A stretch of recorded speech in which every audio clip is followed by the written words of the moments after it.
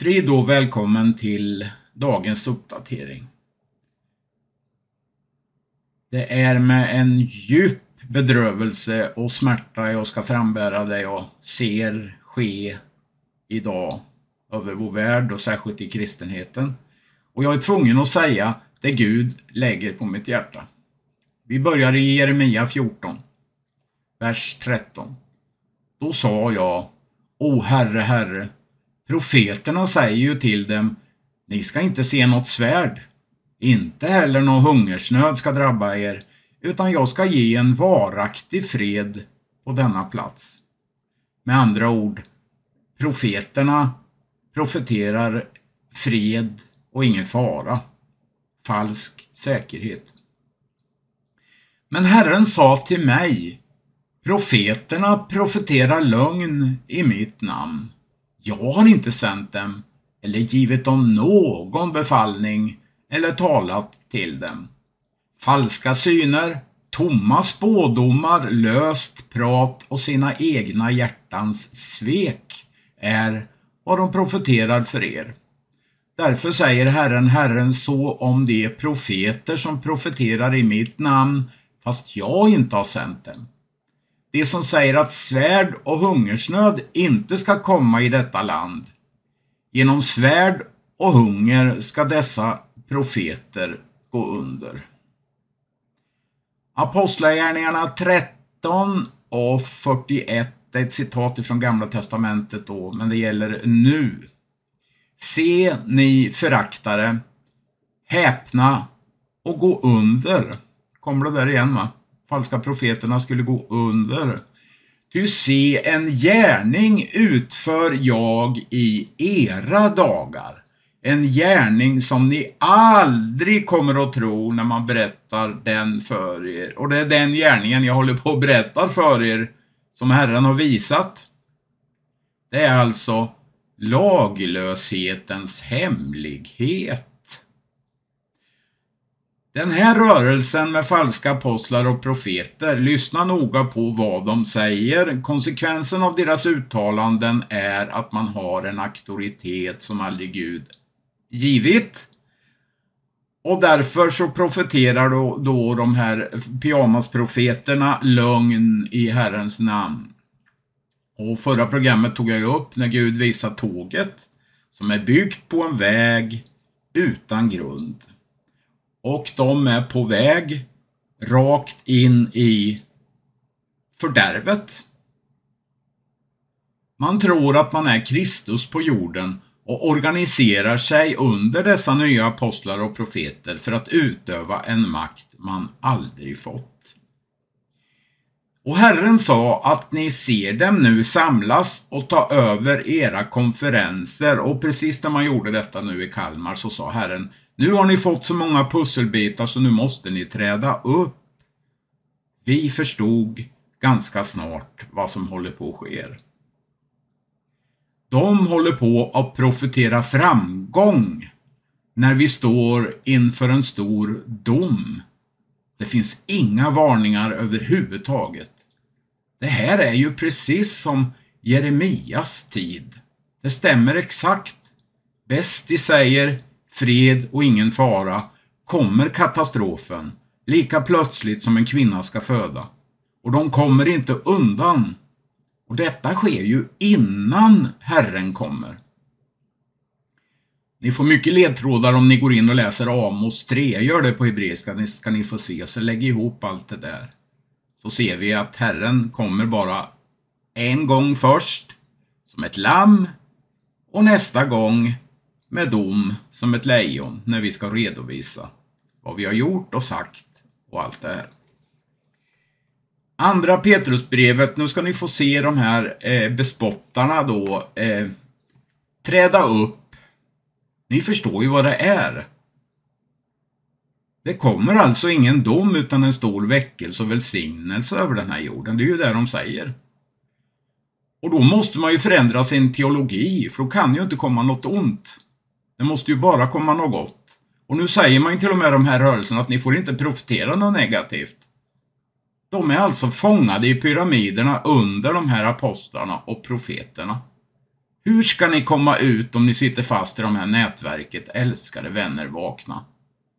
Andra Petrusbrevet 3:1. Det här handlar alltså om Dominion Theology eller Kingdom Now. Detta är redan det andra brevet som jag skriver till er, mina älskade. I båda har jag genom mina påminnelser velat väcka upp ert rena sinne, så att ni tänker på vad som har blivit förutsagt av de heliga profeterna och på budskapet om Herren och frälsare som ni hört era apostlar förkunna. Det vill säga, allting är sagt genom profeterna och apostlarna, punkt slut. Inte som man säger till exempel det här i Göteborgskyrkan, när den här profeten, Citykyrkan, träder upp och ser Gud sitta vid ett skrivbord och skriva evangelium. Det är precis vad man säger, att apostlarna och profeterna nu är den nya grunden. Förstår ni inte vilken oerhörd dom som kommer över det här? Framförallt ska ni veta att i de sista dagarna kommer det människor, alltså kristna ledare då, som drivs av sina egna begär och förtalar och hånar er. Ja, det är precis vad man gör i den här rörelsen. Och de frågar, hur går det med löftet om hans återkomst? Ja, enligt den här teologin så ska man ju upprätta Guds rike på jorden, och man har ju tagit Kristi plats, alltså antikrists ande. Det som påstår detta bortser från det för länge sedan fanns himlar och en jord som uppstod ur vatten och genom vatten. I kraft av Guds ord. I vatten och i kraft av Guds ord dränktes den dåtida världen och gick under. Men de himlar och den jord som nu finns har i kraft av samma ord blivit sparade åt eld och förvaras till den dag då de ogudaktiga ska dömas och bli fördömda. I den här rörelsen säger man ju alltså att man är satt att upprätta den här jorden. Vänner, tänk efter nu. Det här pågår ju framför våra ögon, och det kommer en oerhörd dom. River to the sea, Israel will be free. That's really where we need to go. Israel needs to have sovereignty over its God-given land. Israel should have sovereignty over this land because Israel is the only country that can provide for security and prosperity of all those who inhabit it. Ambassador Friedman, thank you so much for coming to National Religious Broadcasters. You're here for a very specific reason. Yeah, I mean, as this unfolded, and as the president and the Secretary of State began to speak more and more about a two-state solution and how important it is, I'm thinking the world's just upside down, right? I mean, who's going to be living in this second state? By the way, it's a third state, right? Because as you and I know, 72% of mandatory Palestine was given to Jordan. That's the original Palestinian state. So we're going to give a second Palestinian state now to people, more than 80% of whom are glorifying and exalting Hamas for beheading, brutalizing, raping, murdering Jewish civilians. So this is as crazy as anything I've ever heard in my life in the world of politics. Well, in 2005, a very controversial decision, which I disagreed with, but okay, it was made. Then Prime Minister Ariel Sharon decided to completely withdraw all Israeli forces, all Israeli civilians, 9,000, out of Gaza and say, there you go. You can have it. Govern yourselves, build your own community. You've got beachfront property on the Mediterranean. You've got natural gas right offshore. Mm-hmm. Go build a Palestinian paradise. We don't want to govern your lives. What happened? An absolute hellhole was created. So isn't that a test of how a Palestinian would be? You and I would go in a bad direction. I think you and I would have predicted, that outcome either way. But I think Netanyahu did predict it. Yes. He and Natan Shresky said it will become a Hamas-stan. It will become a terror base camp. So now we know with certainty, right? Yeah. Because now we're looking back on it, and we know that notwithstanding giving them their own territory, self-governance, lots of money, valuable real estate. Right. Okay, they turned it into a terror state. So we know it doesn't work. Right. We know with certainty. It's no longer a hypothetical. But there's two examples. So Gaza, one disastrous example. We give the land and we get a terror state. But the Palestinian Authority itself, you'd say, okay, Israel made a very controversial decision then with the Oslo Accords, but we gave Yasser Arafat a presidency on the road towards a full sovereign state. Yeah. And he turned Judea and Samaria, what they call the West Bank, into a terror base camp. And today, I think Mahmoud Abbas is in his 18th year, I think. 18th year of a 4-year term. Yep. And 89% of Palestinians say he's corrupt and should go. So where do we see evidence of Palestinian self-governance that has worked? Like, as a Christian, I want to be compassionate to the Palestinian neighbors. I'm supposed to love my neighbor. That's what Jesus commanded. That's what God commands in Leviticus. I want to love them. I want to show compassion. But I don't see, just rationally, how 2 examples of self-government have led to something good. Right. It hasn't. No, it hasn't. And here's what's interesting about now, with all the trauma that Israel has experienced. We're seeing the intersection right now of 2 complementary views. One is the theological view, and one is the geopolitical view. Right? Theological view has been around forever. Right? We know theologically that God gave this land to the Jewish people. It goes back to Abraham, Isaac, and Jacob. But people said, well, but you can't get there from here because the politics don't work. Right. Well, now we know the politics work, right? Because the Gaza experience tells us that there cannot be a Palestinian state. So what's your answer? Because a lot of people say, well, if you're against a 2-state solution, that means you don't have compassion for Palestinians. And what's your plan? Give me your plan. But you rolled out a plan today. I did. And so, everybody's screaming and yelling in the streets in Harvard and Columbia, from the river to the sea, Palestine will be free. So they're half right. From the river to the sea, Israel will be free. That's really where we need to go. Israel needs to have sovereignty over its God-given land. Israel should have sovereignty over this land because Israel is the only country that can provide for security and prosperity of all those who inhabit it, right? Now, it's expensive. The problem has always been, how do you take Jenin and Nablus or Shechem, and Ramallah and make them into places that people want to live? Yeah. Well, that's really where the Abraham Accords began. Mm-hmm. That was the long-term vision of the Abraham Accords, that through these relationships and hopefully through some outright help from our wealthy friends in the Gulf, we could create the infrastructure, the schools, the hospitals that would make people want to live in these places and end this cycle of violence. But let's just be clear, because people say, well, are you saying there should be one state?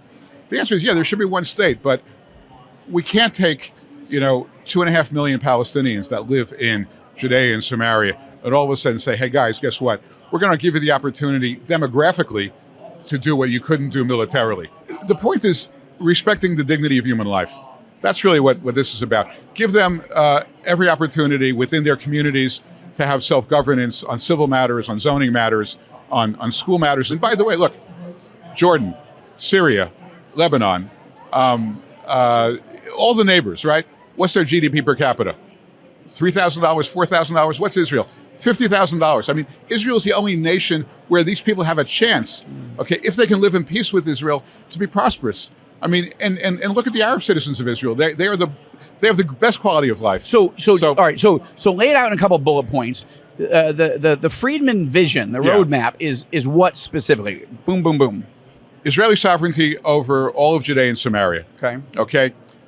Permanent residency for the Palestinians who live there. What does that mean? It means they can't be kicked out of their homes. It means they have the right to live there. It means they can get travel documents that enable them to leave the country. Again, subject to security checks, all the security that, and a large infusion of capital, from our new friends in the region to help make this area an area that's worth living in for Jews and but not voting rights. Not voting rights. I mean, the Arabs who live in Israel will keep their voting rights. They can vote for a mayor in their area or something. They have all the... But not national voting rights? Not for the Palestinians, but for the Arab Israelis, they have the right now. They would retain that right. Okay. Look, it's the best way to absorb 2.5 million people, into an environment which enables them to live a better life. Remember, they have no leadership that they have any faith in. They don't want a Palestinian state because they know that will be corrupt. Okay, we only have a moment. This is the Ambassador David Friedman vision, but you were the point man for your dear friend and the former president, who is on a pretty good track right now, not only to win the Republican nomination, but to be the next president of the United States. So the question becomes, is this his vision? Well, it's not his vision yet. I mean, we haven't had a chance to really. Him, right? That's your plan? If he asks me my advice, and I like to think he values my advice, this will be my advice. And I think that, would you want, if he asked, obviously you would serve at his pleasure, but would you want to go back in the administration? Do you want to help shape policy there? Of course. Of course. Well, he's a dear friend. He's been a leader like Israel has never had in the Oval Office. His ability... no, America has not had a leader quite like America's anything never, like him. What he brings to the Middle East, and it's especially important there, not only does he have the wisdom, which a lot of people are smart, and a lot of people have good ideas, but he has the courage and the fortitude and the strength to implement policy in the Middle East, where if you don't have that, you just can't get anything done. Upon taking office, I will create a new federal task force on fighting anti-Christian bias. It's become a very big term, anti-Christian bias. Not believable that you have a term like that, is it? When you think about it, it's like, where did that come from? And it's a very recent phenomenon. Its mission will be to investigate all forms of illegal discrimination, harassment, and persecution against Christians in America. As president, I will once again appoint rock-solid conservative judges in the mold of Justices Antonin Scalia and the great Clarence Thomas, who's doing a phenomenal job. Strong. I will stand proudly with our friend and ally, the State of Israel. We will stand proudly with Israel.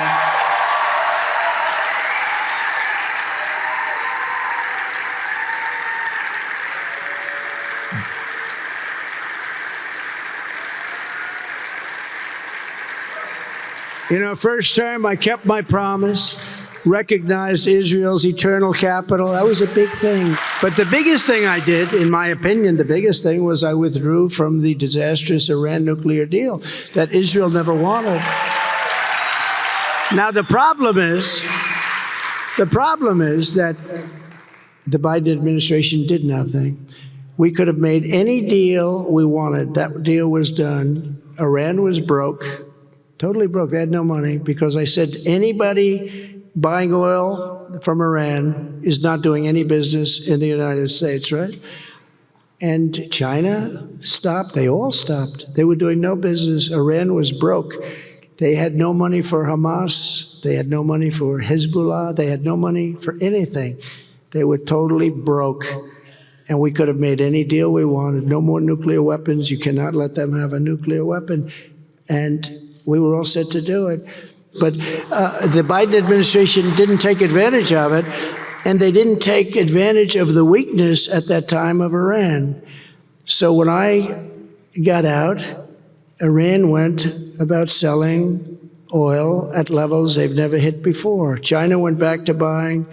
India went back to buying. France went. They all went back to buying. Everybody was buying. And now Iran has $235 billion. They made it over the last 3 years, $235 billion. Iran is a very rich country right now. And what a shame. It was a great time. We could have negotiated any deal. We don't want to hurt anybody, but we just don't want them to have a nuclear weapon, because when they have a nuclear weapon, very bad things are going to happen.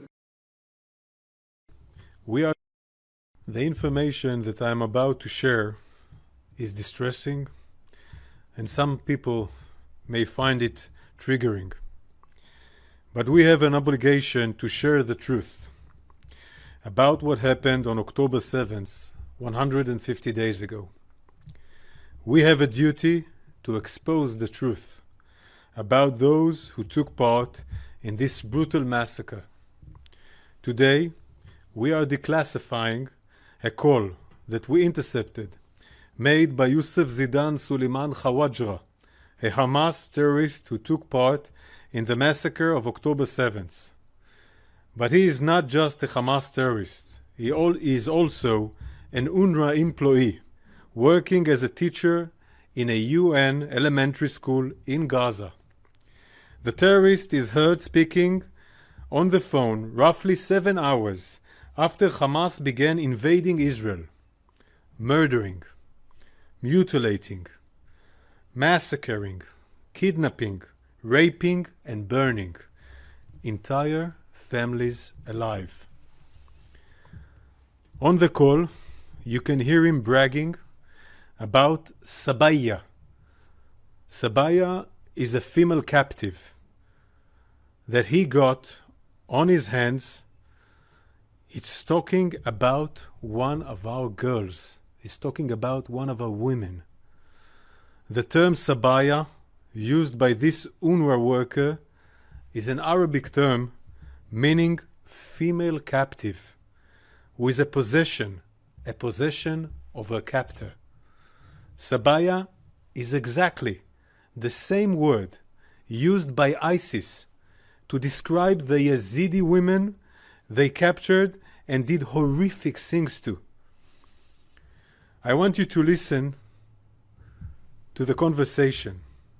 I want you to hear the tone, how they brag, how they laugh, how they talk about women, how they call her a noble horse. Listen. أبو حسن. خالد معك، كيف حالك؟ سلامات. وين ايش اخبار؟ وين انت؟ وين السبايا والدنيا ودين عنا خليك نايم. انت بالشارع، نام في الدار شارع. اسكت، احنا عند السبايا هنا مسكت واحدة. اسكت. وين ايش اخبارك؟ لا حبيبي. وين انت؟ والله روحنا اسكت. ايش كيف امورك؟ والله كويس اسكت والله نار. لقيت شيء؟ ايه؟ لقيت شيء؟ جبنا فرس يا حاج. ايش جبت؟ خيل فرس. جاب حصان؟ صار اصلا اصيل مش حصان كديش تبع القرعان. انت مين جبته؟ مين ساعده؟ عبد الله ساعده؟ ايه كيف امورك؟ لا امزح يا راجل، كيف حالك؟ والله خسينا جوا. لا يا راجل. والله بعد جحد، والله مبلجينه بجمعتنا. لا شفت مناظر؟ شفت طق طيران العينين طخينهم. كم واحد شفت؟ كان شفت 2. والله شاب من عندنا من جامعتنا. طيب كان صاحبتهم يا حبيبي. I'm a father of 2 girls. When I hear this conversation, I tremble. It's horrific. 150 days ago, on October 7th, Hamas terrorists abducted and violated young women, young girls. From the testimonies of hostages who have returned from captivity, we know that the women and girls in Hamas captivity are in danger. They are in danger. Our mission to rescue our hostages from the hands of these ruthless terrorists is urgent. It's urgent. Hamas and ISIS follow the same sick ideology and employ the same barbaric methods. Youssef Zidan el-Khajawra was just one out of several UN workers who took part in the Hamas massacre of October 7th. This evening, we are publishing the names of additional terrorists employed by UNRWA who participated in October 7th massacre. Bakr Mahmoud Abdallah Darwish, a Hamas terrorist and a school counselor at an UNRWA school. Rassan Al-Ja'abari, a Hamas terrorist who works in the Hamas-run Ministry of Health. Mamdouk Hussein Ahmed Al-Kouk, a Palestinian Islamic Jihad terrorist and a teacher at the UNRWA elementary school. Over 450 UNRWA employees are military operatives in terror groups in Gaza. Over 450. This is no mere coincidence. This is systematic. There is no claiming we did not know. Hamas exploits humanitarian organizations and uses them to commit crimes against humanity. These terrorists are employed by UNRWA. They receive salaries that are paid by the international community. Donations that are meant for humanitarian purposes, meant to benefit the people of Gaza, are funding mass murderers and rapists. We send the information that I'm sharing now, as well as further intelligence, to our international partners, including the UN. The weaponization of sexual violence is a global problem. Hamas's weaponization of rape and sexual violence should be met with global outrage. It demands a global response. Hamas is holding 134 Israelis hostages, including our women, our girls. Bringing all our hostages home isn't just a mission. It's a moral obligation, one that the IDF soldiers are risking their lives every day to fulfill. While we fulfill this sacred mission, we will continue our efforts to distinguish between Hamas and the civilians in Gaza, who are also suffering as a result of this war that Hamas started. Our war is against Hamas, not against the people of Gaza. We acknowledge their suffering. On Sunday, the number of aid trucks that entered from Israel was the highest since the start of the war. The highest. Israel puts no limit on the amount of humanitarian aid that can enter Gaza.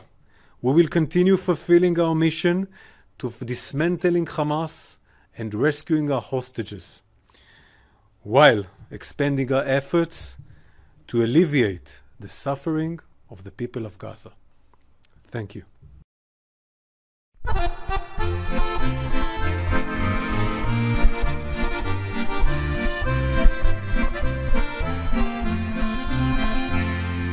Blott en kort liten tid och jag ilar, liksom duvan till nästet så kärt.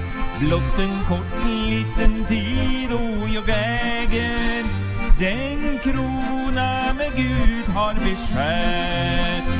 Min själ den längtar efter Herren, liksom väktaren för i vida morgonen. Tidens tecken visar klart att Jesus kommer, liksom österns bebådar morgonen. Blott en kort liten tid vara striden, evig vila med väntar hos Gud. Blott en kort liten tid och sen kommer en ängel från himlen med bud. Min själ den väntar efter Herren, liksom väktaren för i vida morgonen. Tidens tecken visar klart att Jesus kommer, liksom österns bebådar morgonen. Blott en kort liten tid vara gråten, snart skall Gud torka tårarna bort. Blott en kort liten tid står mig åter, jag går genom himmelens port. Min själ den väntar efter Herren, liksom väktaren för i vida morgonen. Tidens tecken visar klart att Jesus kommer, liksom österns bebådar morgonen.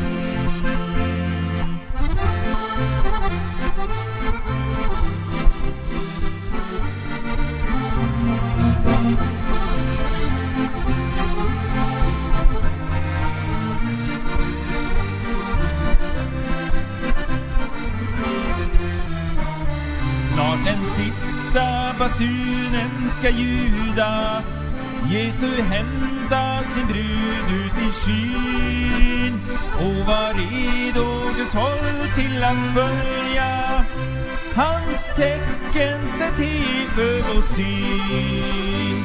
Vår själ den väntar efter Herren, liksom väktaren för i vida morgonen.